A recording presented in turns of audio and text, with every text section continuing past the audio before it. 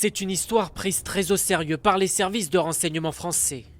Et elle concerne ce ferry italien, habitué à naviguer entre la France, l'Italie et le Maghreb, et pouvant transporter jusqu'à 2000 passagers. La semaine dernière, il effectue un trajet pourtant banal entre l'Algérie et le port de Sète.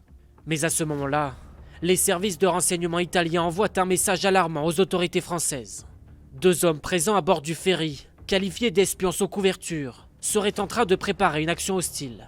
Ils sont employés par l'armateur italien et disposeraient d'un outil très sophistiqué, ressemblant à une clé USB ou un disque dur. Selon eux, ils pourraient permettre de prendre le contrôle du navire.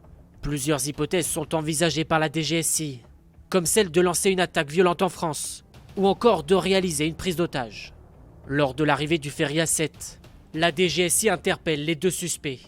Mais alors, qui se cache derrière cette opération? Ils suspectent la Russie.